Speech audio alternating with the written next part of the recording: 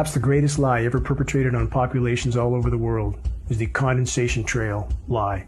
What we're seeing in our skies is not condensation. It's sprayed particulate dispersions with very few exceptions. They shouldn't be there. Jet engines burn clean. So if there's anything coming out of them, it's an additive. They're absolutely not contrails. Contrails do not linger, dissipate, and go into cloud coverage, period, in the report. And I kept saying to people, you know, what is this? Because now the sky is no longer blue, it's starting to turn gray. And what I found was kind of like it was not socially acceptable. You know, we're all going to pretend this is not really happening. And I thought, oh, this is very bad. Most are unfamiliar with a science term called global dimming.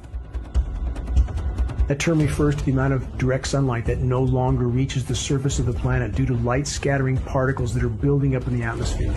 And although many of these particles are from industrialized pollution, the larger majority are from the ongoing climate engineering solar radiation management operations.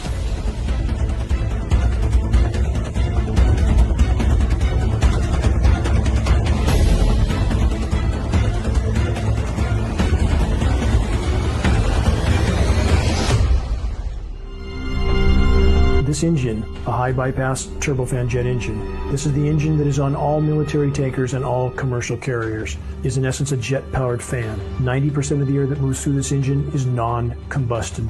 This engine by design is nearly incapable of producing any condensation trail except under rare and extreme circumstances. And again, when we have film footage of aircraft flying at altitude with nozzles visible, turning on and off, that is the end of the argument.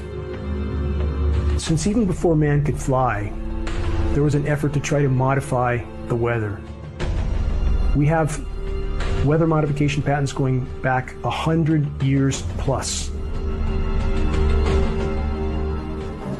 These are historical films of what can be done with a biplane, a small biplane that carries a very small payload. And that much can be done. How much more can a fully loaded military tanker, KC-10, KC-135, C-17 Globemaster, how much more material can they put in the air? About 500 times more with a single tanker. How many have been told that the B-17 bombers in World War II leaving the trails is proof this is just condensation? That's a spray dispersion, but you cannot shut off condensation like that. That is not condensation. Weather was a weapon used over Vietnam. Would you expect that to be then deleted from the availability? No. To continue to expand the scientific aspects of it, to have it available in your portfolio of weapons would be a natural process. Therefore, should you expect that it is available on demand to have the ability to modify weather? Absolutely, within this country and others. Climate engineering is the crown jewel of the military-industrial complex. Climate engineering has been used to destabilize and topple nations all over the globe, facilitating military occupations by hostile countries like the U.S. We know that some of these countries are having their precipitation cut off because they have stated so on the floor of the UN, like the president of Iran stating emphatically that NATO weather modification programs were cutting off the precipitation to Iran, but U.S. media never covered it. We have an economic model operating globally which is operating based on covert force. And I have very serious questions after watching the financial patterns as to whether that financial force or that force includes weather warfare. People were coming to me, telling me about this. So because of that, I went to the government in Ottawa under Freedom of Information.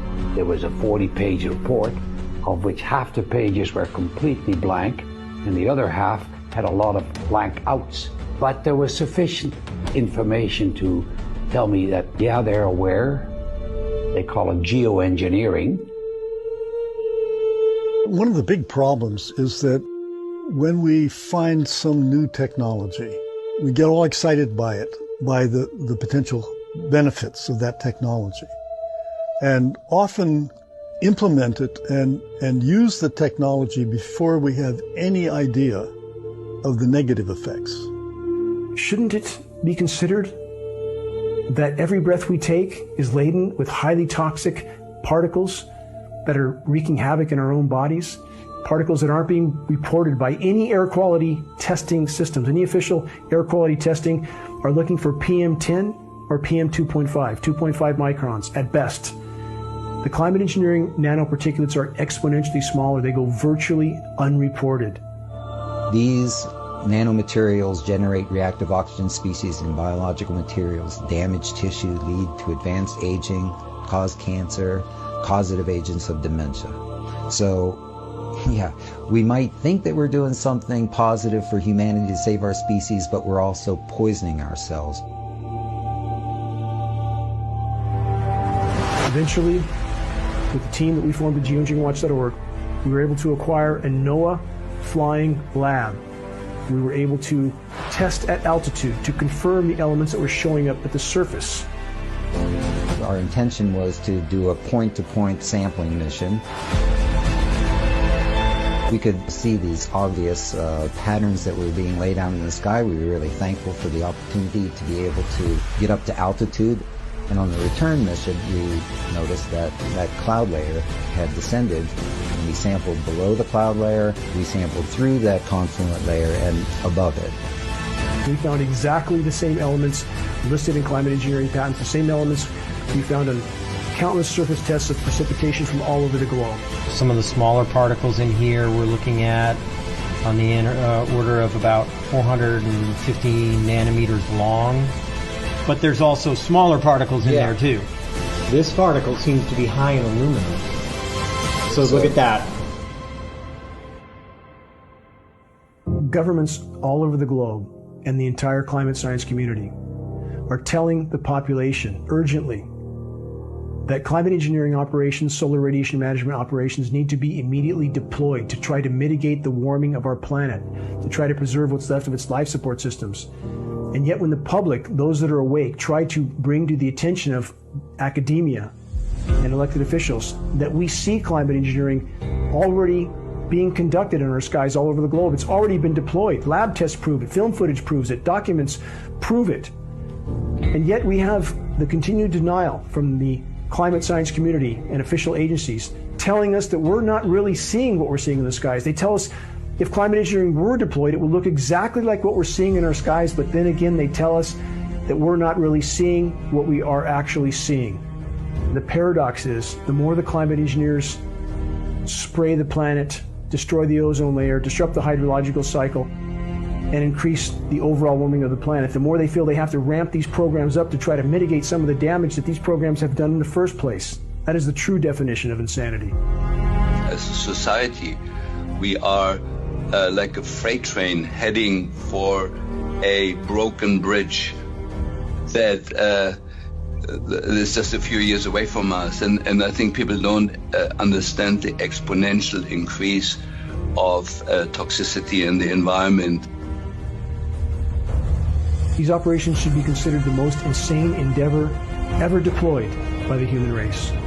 These operations are systematically derailing all of Earth's life support systems in the attempt to blot out the sun. The myopic, short-term objective of trying to cool the planet while worsening the overall warming. The climate engineers, if these operations are allowed to continue, are pounding the nails into our collective coffins. From a scientific perspective, and what we know about nanomaterials and their effect on human health and the environment, this is a serious problem. And it really does warrant further scientific investigation. We need the answers to get to the bottom of this national security problem.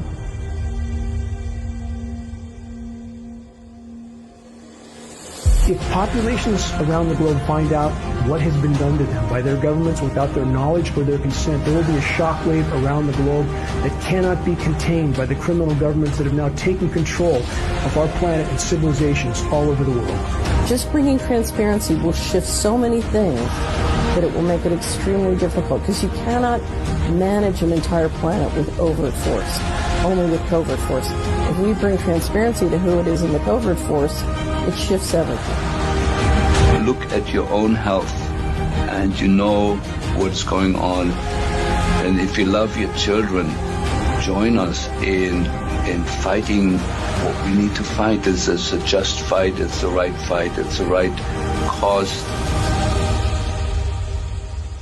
And if the climate engineering operations, which are derailing Earth's life support systems, are not immediately exposed and halted, all other challenges for the human race become moot because the planet will no longer support life. We are in completely uncharted territory. Virtually the entire web of life is being systematically contaminated and decimated by the ongoing climate engineering operations, on top of all other forms of human activity or anthropogenic activity that are wreaking havoc in the web of life.